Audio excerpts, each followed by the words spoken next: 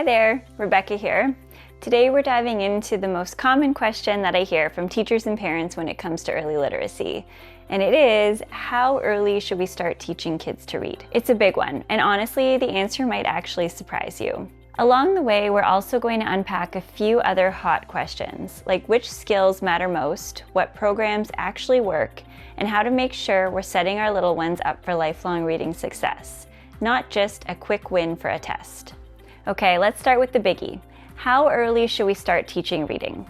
Here's the truth. Reading instruction begins at birth, and it starts with language. Babies are soaking up sounds, rhythms, and vocabulary. When we read aloud, sing songs, and have conversations, we're building the foundation.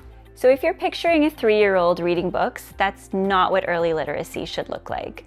What's developmentally appropriate at 3 or 4 is phonological awareness, like hearing rhymes, clapping syllables, noticing beginning sounds. Not necessarily formal decoding yet. So the answer isn't an age, it's actually a stage. Kids are ready for decoding when they've had lots of exposure to oral language and play with sounds. For some, that's closer to 4 or 5. For others, it could be a little bit earlier, and for others, it could be a little bit later, and that's totally okay. Now, I know what many of you are thinking, but my district wants results. My admin wants test scores. Parents are asking when their child will start reading sentences. I totally get it. But here's the thing, pushing decoding too early can actually backfire. Kids may memorize words without understanding, or they may start to think reading is stressful instead of joyful. So instead of asking, how early can they start reading? We should ask, how can I build a strong foundation so that when they're ready, reading comes naturally? That shift takes so much pressure off the kids and you. So let's take a moment to clear up some of the questions that come up again and again. The first is, what's the best curriculum?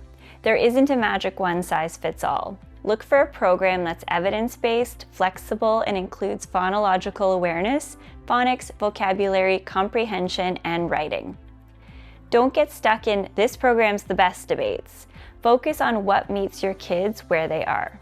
Number 2, which skills do students struggle with most?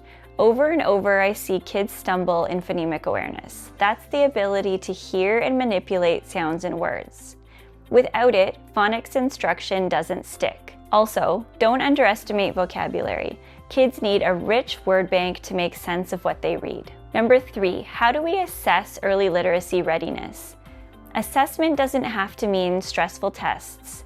Informal check-ins are powerful. So can a child clap syllables? Can they recognize letters in their name? Can they retell a story? These observations give you way more insight than a single score. I developed the Active Readers Early Childhood Reading Curriculum to solve for those 3 big questions. It's a 30-week early literacy program that offers 10 minutes a day of focused, effective foundational reading instruction. You can check out the full program on my website or also at the link below here. You can also test drive a full week's worth of lessons and learner resources for free to get a feel for the program and how it works. You'll find that also at the link below here. All right, so let's get practical. Here's a few easy ways you can nurture early literacy right away. Read aloud daily. Choose engaging books, use voices, and ask open-ended questions.